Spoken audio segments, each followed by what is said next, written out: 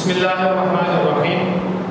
عزیز طلباء و طالبات، جیسے کہ آپ کو معلوم ہے کہ ہم اسلامیات لازمی کلاس فرسٹ ایئر باب چہارم پڑھ رہے تھے۔ پچھلی کلاس میں ہم نے قرآن مجید کی حفاظت کا عنوان شروع کیا تھا جو کہ مکمل نہ ہو سکا۔ آج اسی عنوان کو آگے لے کر ہم چلتے ہیں۔ ہمارا عنوان چل رہا تھا قرآن کی حفاظت، اور اس کے ذریعے میں ہم نے ایک آیت مبارکہ لکھی تھی۔ قرآن کی حفاظت کا ذمہ کس نے لیا ہے؟ اللہ نے لیا ہے۔ وہ جو وعدہ ہے وہ قرآن کریم میں کہاں لکھا گیا ہے؟ تو وہ یہ آیت مبارکہ ہے، اِنَّا نَحْنُ نَزَّلْنَا الذِّکْرَ وَإِنَّا لَهُ لَحَافِظُونَ۔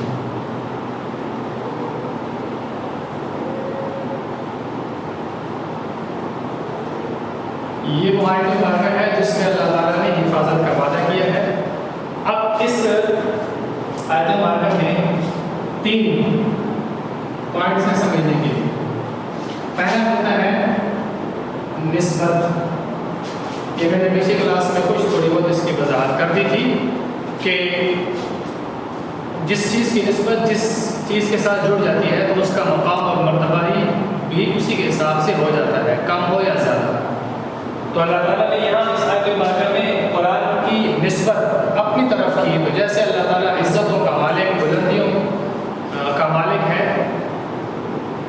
عزتوں والا ہے، شرافت والا ہے، فضل والا ہے، تو اللہ تعالیٰ نے اپنی طرف نسبت کر کے اس قرآن کی نسبت بھی بلند کر دی۔ تو یہ تھا پہلا پوائنٹ اس میں۔ دوسرا پوائنٹ اس کے اندر ہے نصیحت۔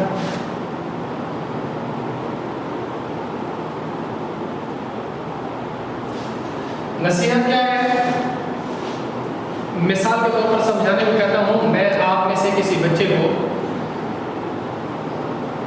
سبق نہ سنانے کی وجہ سے سزا یہ دیتا ہوں کہ کل آپ نے اس سبق کو مجھے 2 مرتبہ لکھ کر لانا ہے۔ اب بظاہر آپ کو یہ سزا ہے، لیکن اس سزا سے آپ کو فائدہ ہو رہا ہے یا نہیں ہو رہا؟ ڈیفینیٹلی آپ کو فائدہ ہوگا۔ جب اگلے دن آپ 2 دفعہ اس کو لے کر لاؤ گے تو آپ کو اس کی کتاب کو پڑھنے، اس کو دیکھنے اور اس کو لکھنے، اور پھر اس احساس کی وجہ سے کہ استاد نے مجھ سے کام مانگا ہے، میں کل کو یہ استاد کو پیش کروں گا، اس کی وجہ سے وہ سبق آپ کو یاد ہو جائے گا۔ تو اس میں آپ کا فائدہ ہے، اگرچہ بظاہر یہ ایک سخت چیز ہے، ایک مشکل سزا آپ کو دے رہا ہوں، لیکن اس میں فائدہ آپ ہی کا ہے۔ اسی طرح اللہ جل شانہ ارشاد فرماتے ہیں کہ ہم نے اس کتاب کو جو نازل کیا ہے یہ نصیحت ہے، یعنی اس میں فائدہ بہرحال آپ ہی کا ہے۔ ایسا نہیں ہے کہ مثال کے طور پر میں نے کسی بچے کو سبق نہ سنانے کی وجہ سے کوئی ایسی سزا دے دی کہ جس سے اس کو کوئی فائدہ نہیں ہے، نقصان ہے، فائدہ کوئی نہیں ہے، ایسی بات نہیں ہے۔ بلکہ اللہ تعالیٰ نے جو ہمیں یہ کتاب ہمارے طرف نازل کی ہے، اس میں نصیحت، اس میں فائدہ ہمارا ہی ہے۔ یہ دوسری بات سمجھائیے اس کے اندر۔ اس دوسرے پوائنٹ کو ذرا کتاب سے دیکھ لیتے ہیں، آپ یہ اپنی کتابیں کھولیے۔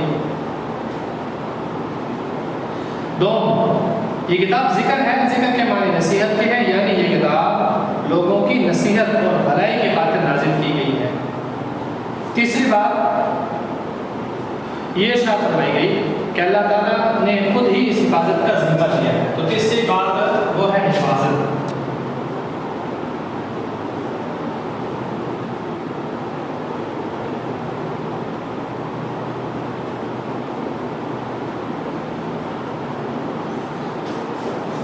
آپ جانتے ہیں کہ اللہ تعالیٰ نے آسمانی کتابیں اس سے پہلے بھی نازل فرمائی تھی، مگر وقت کے ساتھ ساتھ اس میں لوگوں نے بہت ساری تبدیلیاں کر دی۔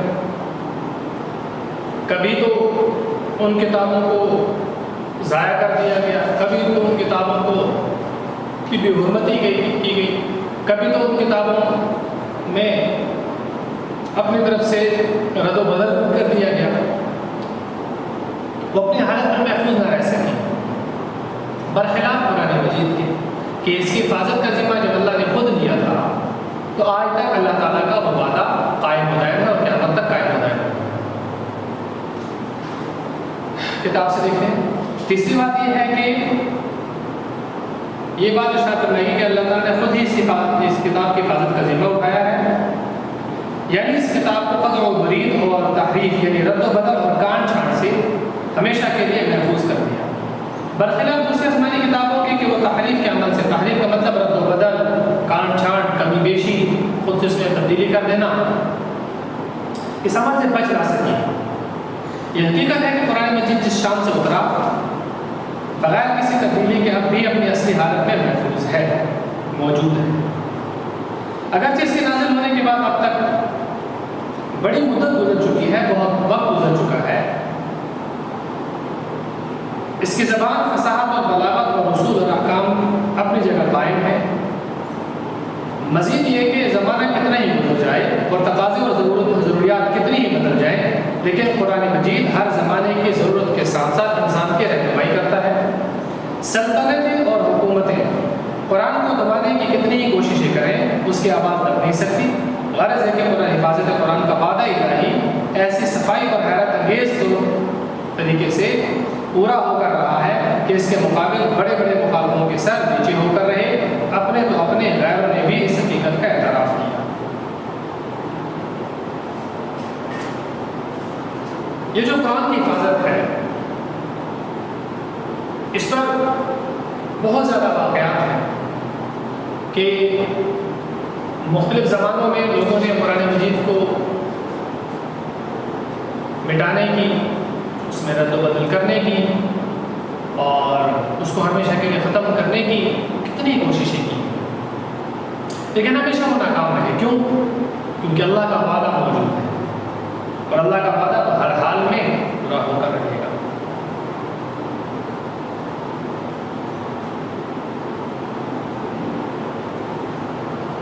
بہت سارے واقعات ہیں، ایک دو واقعات آج کی کلاس میں آپ کو بتا دیتا ہوں۔ حضور نبی کریم صلی اللہ علیہ وسلم کے زمانے میں ایک شخص جس کا نام عبداللہ تھا، اس کو عرب کے لوگوں نے کہا کہ ہمارے پاس ایک شخص ہے، وہ کہتا ہے کہ مجھ پر اللہ کا کلام نازل ہوتا ہے، تو تم ہمارے نظر میں بہت بڑے عالم ہو، تم اس کتاب کا مقابلہ کر سکتے ہو، لہٰذا تم اس کتاب کے مقابلے کا لکھو۔ چنانچہ اس شخص نے 1 سال کے لیے وقت مانگا اور 1 سال میں اس نے ایک قرآن کے مقابلے کا کلام تیار کیا۔ اب وہ لے کر آ رہے ہیں کہ آپ حضور نبی کریم صلی اللہ علیہ وسلم کے سامنے جا کر پیش کریں گے کہ تم بھی کہتے ہو کہ مجھ پر اللہ کا کلام نازل ہوتا ہے، یہ دیکھو میں نے بھی بنا ہے اس کے جیسے۔ اب یہ لے کر آ رہے اس کو، راستے میں گلی میں ایک بچی قرآن کی تلاوت کر رہی ہے، گھر سے گلی کی طرف کھڑکی میں وہ بچی قرآن کی آیت پڑھتی ہے، 12ویں سپارے کی آیت ہے، وقیل یا ارض ابلعی ماءکی ویا سماء اقلعی واذا الماء وقضی الامر واستوت علی الجودی وقیل بعدا للقوم الظالمین۔ یہ شخص تھوڑی دیر کے رکتا ہے اور پوچھتا ہے کہ یہ بچی نے کیا پڑھا، تو بتایا جاتا ہے کہ یہ وہی کلام ہے کہ جس کے مقابلے کے لیے تمہیں لے جایا جا رہا ہے۔ وہ تھوڑی دیر کے لیے وہ شخص رکتا ہے اور اپنے 1 سال کا بنایا ہوا کلام خود ہی پھاڑ دیتا ہے اور کہتا ہے یہ کیسے ممکن ہو سکتا ہے کہ اس آیت مبارکہ جو یہ بچی نے پڑھی، اس میں 19 الفاظ استعمال ہوئے ہیں اور اس میں 21 قسم کی فصاحت اور بلاغت کی اقسام بیان ہوئی ہیں۔ یہ ممکن ہی نہیں ہے کہ کوئی انسان اس کو بنا سکے۔ ایک واقعہ،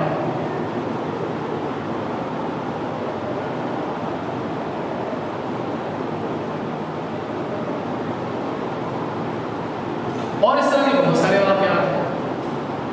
قرآن کے حکم کو مٹانے کی کتنی ہی صورتیں پیش کی گئی، کتنی ہی تدبیریں کی گئی۔ آقا نبی کریم صلی اللہ علیہ وسلم کے زمانے میں، آقا نبی کریم صلی اللہ علیہ وسلم کے بعد ہمارے غریب کے زمانے میں کتنی کوششیں کی گئی قرآن کو بدل دیا جائے، تحریف کر دیا جائے، مٹا دیا جائے، ختم کر دیا جائے، لیکن اللہ کا یہ وعدہ ہے اس کی حفاظت کا، تو یہ قیامت تک برقرار رہے گا، جاری رہے گا انشاءاللہ۔ آپ نبی کریم صلی اللہ علیہ وسلم پر جب قرآن مجید نازل ہوتا تھا تو آپ نبی کریم صلی اللہ علیہ وسلم اس کو حضرت جبرائیل علیہ السلام کے پڑھنے کے فوراً ساتھ ہی پڑھنا شروع کر دیتے تھے جلدی جلدی تیز تیز. کیوں؟ اس وجہ سے کہیں اللہ تعالیٰ کی اس امانت میں مجھ سے کوئی کمی کوتاہی کمی بیشی نہ ہو جائے امت تک پہنچانے میں، لہٰذا میں اس کو جلدی جلدی پڑھا کروں.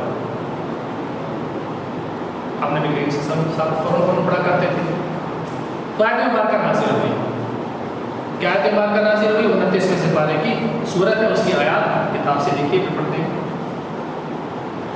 لا تحرک به لسانک لتعجل به ان علینا جمعه وقرآنہ فإذا قرأناه فاتبع قرآنہ ثم ان علینا بیانہ.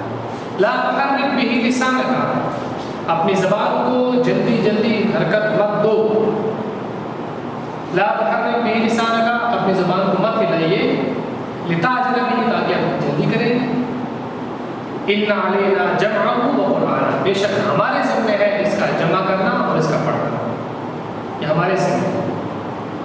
فإذا قرأناه، جب ہم اس کو پڑھ لیں، مطلب ہمارا فرشتہ آپ کو سنا دے. فاتبع قرآن، جب وہ مکمل کر لیں، فاتبع قرآن، اس کے بعد آپ اس کے پڑھے ہوئے کے پیچھے پڑھیں. ساتھ ساتھ فن جلدی جلدی مت پڑھیں. جب وہ فرشتہ پڑھ چکے اس کے بعد آپ اس کو پڑھیں. ثم ان علینا بیانہ، پھر اس کو بیان کرنا، اس کی وضاحت کر دینے بھی ہمارے ہی ذمہ ہے. تو اس آیت مبارکہ کے ذریعے سے اللہ تعالیٰ نے آپ نبی کریم صلی اللہ علیہ وسلم کو تسلی دی کہ آپ جو جلدی کر رہے ہیں کہ کہیں اس قرآن کے یعنی اس امانت کے پہنچانے میں مجھ سے کوئی کمی کوتاہی نہ ہو جائے اور میں جلدی سے اس کو امانت کو اچھے طریقے سے وصول کر لوں اور پھر امت تک پورا پہنچا دوں. تو آپ کو اس کی گھبرانے کی ضرورت نہیں ہے، یہ ہمارے ذمہ ہے اور ہم ان کو بخوبی کریں. ترجمہ دیکھیے، اس وحی کو جلدی جلدی یاد کرنے کے لیے اپنی زبان کو حرکت نہ دو. اس کو یاد کرا دینا اور پڑھوا دینا ہمارے ذمہ ہے. لہٰذا جب ہم اسے پڑھ رہے ہوں اس وقت آپ اس کی قرآن کو غور سے سنتے رہیں. پھر اس کا مطلب سمجھا دینا بھی ہمارے ہی ذمہ ہے. خود حضور نبی کریم صلی اللہ علیہ وسلم نے اس کو یاد کرنے اور لکھنے کا اہتمام فرمایا. یہی وجہ ہے کہ صحابہ کرام رضوان اللہ عنہم اجمعین کی بڑی تعداد حافظ قرآن تھی. ان کو قرآن مکمل زبانی طور پر یاد تھا. اس کے علاوہ قرآن مجید کن کن صورتوں میں اس زمانے میں لکھا جاتا تھا، ایک شارٹ کویشچن ہے، کن کن صورتوں میں لکھا جاتا تھا. یہاں پر 4-5 چیزیں آپ کو بتائی جائیں گی. پتھر کی سلوں پر، کھجور کے پتوں پر، اونٹ کے شانے کی ہڈی پر اور مختلف اجزاء پر قرآن مجید لکھا ہوا موجود ہوتا تھا.